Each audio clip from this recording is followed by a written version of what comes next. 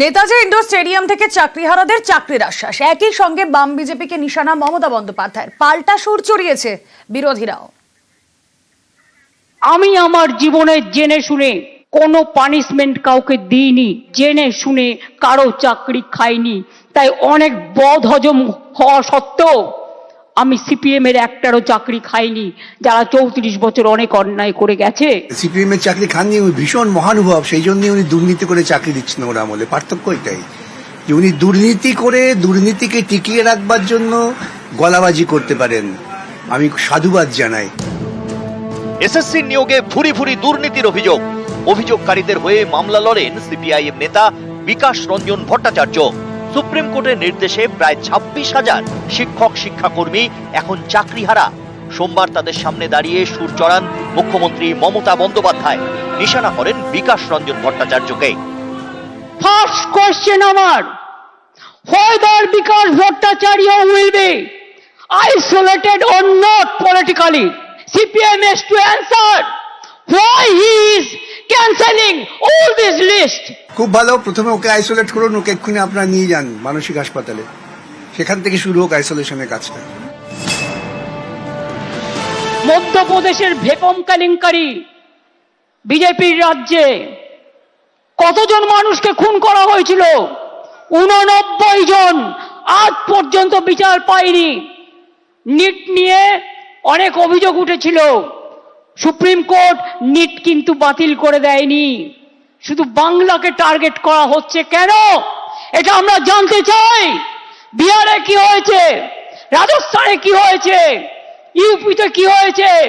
CPM এর আমলে চিরকুট দিয়ে চাকরি হয়েছে এবং বিজেপি রাজ্যেও হয়েছে। অস্বীকার করতে পারবেন না। বাংলার ট্যালেন্টকে আপনারা ভয় পান। বিজেপি নাম জড়িয়ে এনে চুরিটাকে ঢাকার চেষ্টা করছে। আপনার নেতারা ভাগ করে নেবেন, কেউ 25 কোটি, কেউ 20 কোটি, দায় আমাদের হবে। আপনাদের জন্য ভুক্তভোগী হচ্ছে। এর মধ্যে বিজেপি নেই, কংগ্রেস নেই, সিপিএম কেউ নেই। যোগ্য অযোগ্য তো পরের কথা, আগে চুরি হয়েছে এটা তো অ্যাকসেপ্টেড। 2022 থেকে খেলা শুরু করেছিল, একটা নোংরা খেলা। চাকরি দেওয়ার ক্ষমতা নেই, চাকরির কারার যাদের ক্ষমতা আছে তাদের আমি ধিক্কার জানাই।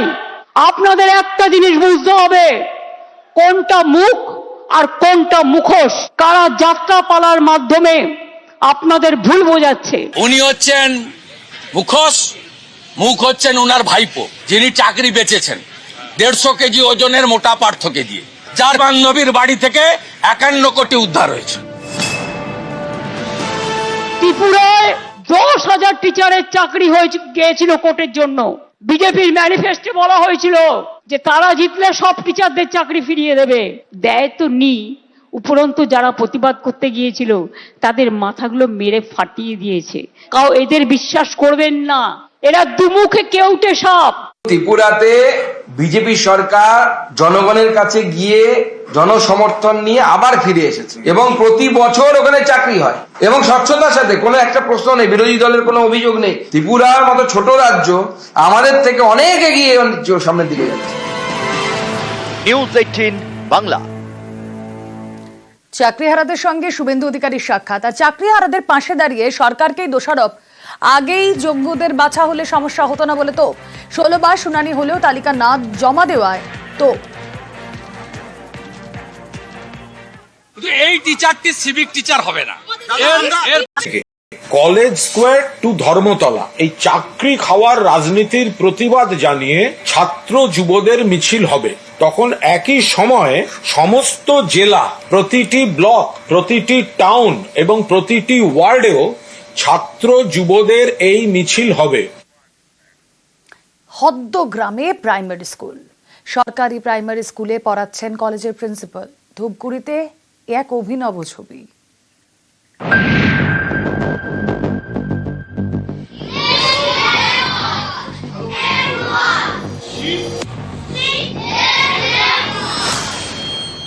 এটা সরকারি প্রাইমারি স্কুল। স্কুলে ক্লাস নিচ্ছেন কলেজের প্রিন্সিপাল।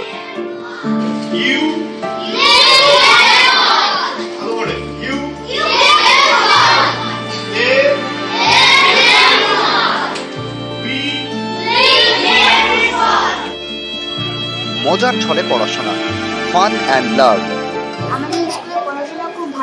শেখানো হচ্ছিল। আর হচ্ছিল সেদিন বাইরে থেকে কয়েকজন স্যার এসেছিল, আমাদের কিছু খেলার মাধ্যমে পড়া শেখানো হচ্ছিল, মেক সেন্টেন্স আর হচ্ছিল কার্টুনের মাধ্যমে পড়াশোনা শেখাচ্ছিল। আমাদের অনেক সুবিধা হচ্ছিল। তো তোমরা কি খুশি? হ্যাঁ। জলপাইগুড়ি ধূপগুড়ি, এখানে গাদং 2 নম্বর নিম্ন বুনিয়াদী বিদ্যালয়, 1 থেকে 5 পর্যন্ত ক্লাস, পড়ুয়া 190 জন। এই স্কুলে স্মার্ট ক্লাস চালু হয়েছিল আগেই। এবার সেখানে ক্লাস নিচ্ছেন ধূপগুড়ি গার্লস কলেজের প্রিন্সিপাল বিজয় দেবনাথ। প্রতি শনিবার তিনি স্কুলের বাচ্চাদের পড়াবেন।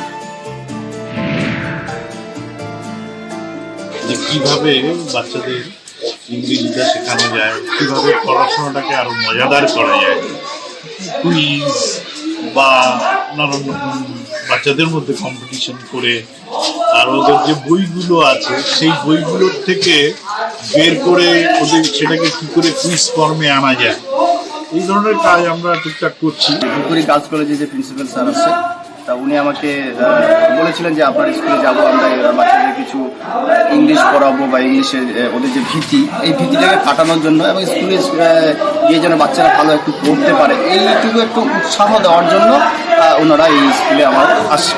আমি জানতে পারলাম যে উনি 1 বছর ধরে এই প্রোগ্রামটা করবেন আমার স্কুলে, সপ্তাহে হয়তো একদিনে। ধূপগুড়ির গাদং প্রত্যন্ত গ্রাম, এখানকার বাসিন্দাদের বড় ভরসা এই প্রাইমারি স্কুল। সেই স্কুলে ক্লাস নিচ্ছেন কলেজের প্রিন্সিপাল।